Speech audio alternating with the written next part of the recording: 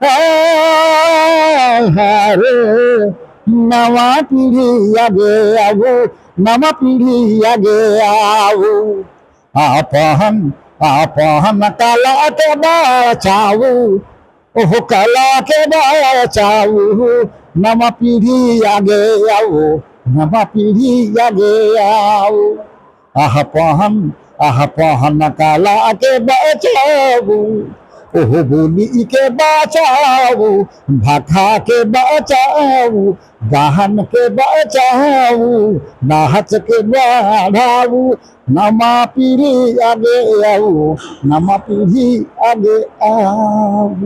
नमस्कार, लाइव लगातार देख रहे हैं आप और मैं हूं मधुषा भारद्वाज। आज हम बात करेंगे झारखंड के एक ऐसे लोक गीत कलाकार के जिसे किसी पहचान की जरूरत नहीं। हम बात कर रहे हैं मुकुंद नायक जी की, जो खुद पद्मश्री हैं। आज वो हमारे साथ है, चलिए उनसे बात करते हैं और जानते हैं कि इस लोक गीत को आगे लाने तक में उनका सफर कैसा रहा, कितने साल का रहा, क्या चुनौतियां आई, इन तमाम चीजों पर हम उनसे बात करेंगे। मुकुंद जी, सबसे पहले तो आपका बहुत बहुत स्वागत है। आप लोग को भी बहुत बहुत धन्यवाद कि आप इस मौके पर दूसरा हमसे बात कर रहे हैं। मुकुंद जी, एक लंबा वक्त दिया है आपने, आपको पद्मश्री से भी सम्मानित किया गया। कुछ समय पहले आपकी तबीयत भी खराब थी, चलने फिरने में असमर्थ थे। अब कैसी है आपकी तबीयत? अब मैं सुधार की स्थिति में हूँ।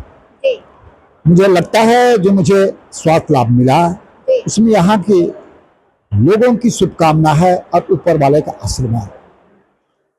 तो मैं जो नया जीवन जो मेरा है उसमें हमारी जो कुछ पीड़ा है जीवन का, ये जो संगीत से लगा हुआ, लोक संगीत से, जनजातीय संगीत से, वो तो मेरा बालकाल से हुआ। मुझे लगता है विगत 7 दशक से ये संगीत की साधना में मैं हूँ और जो कुछ बन पड़ रहा है अपने लोगों के कुछ राज देश और दुनिया में मैं काम कर रहा हूँ। लेकिन देखिए पीड़ा क्या है, पहले के बात और अब की बात में बहुत अंतर है।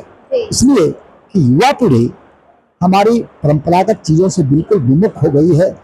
They are taking interest to the new things, the modern things. They are not caring small as.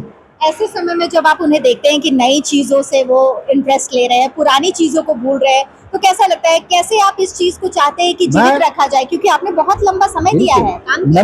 नई पीढ़ी से मेरा यही कहना है, हमारा देश विकसित देश बनने वाला है और जब तक एक एक आदमी विकसित नहीं होगा तब तक विकसित भारत की परिकल्पना हम नहीं कर सकते। हम चाहेंगे कि आप हमारे दर्शकों को कुछ लोक गीत भी गाकर जरूर सुनाएं।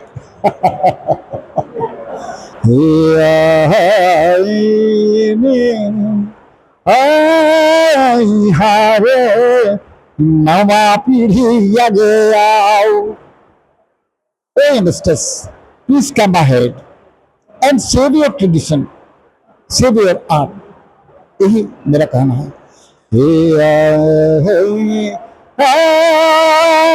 हारे नवा पीढ़ी आगे आओ, नवा पीढ़ी आगे आओ।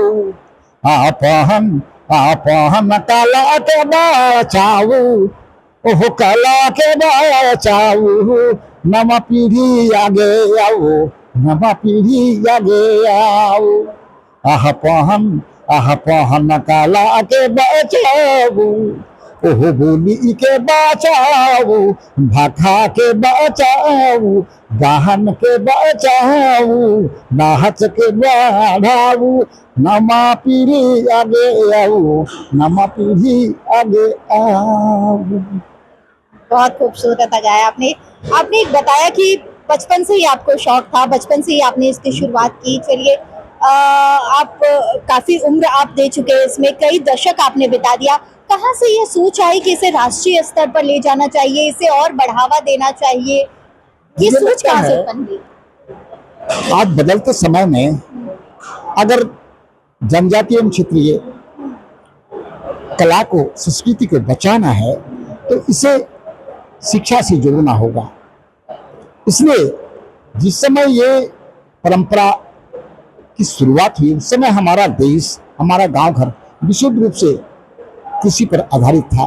लेकिन अब तो समय बदला है, लोग डिफरेंट ट्रेड में जा रहे हैं, पढ़ रहे हैं, लिख रहे हैं, तो ऐसी परिस्थिति में इसको शिक्षा से बिना जोड़े हम नहीं बचा पाएंगे।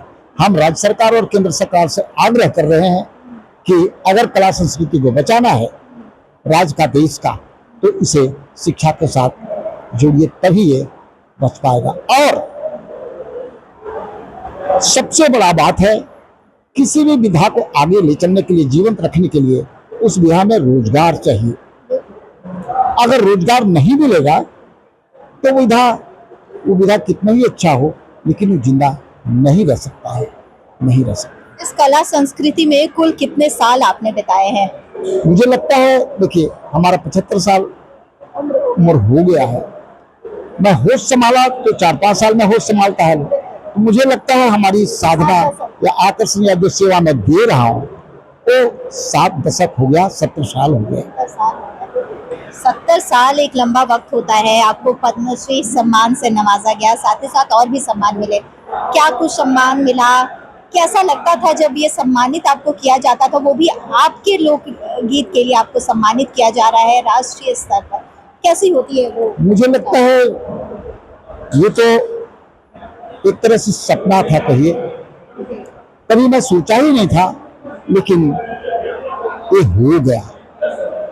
लेकिन ऐसे नहीं हुआ है। बहुत अपने जीवन में हमने खट्टी मीठी पल देखा है, ऊंचाई और गहराई तक देखा है। उसी का फल है जो आज मुझे अपने राज्य में, देश में और दुनिया में सम्मान मिला है और मिलता है।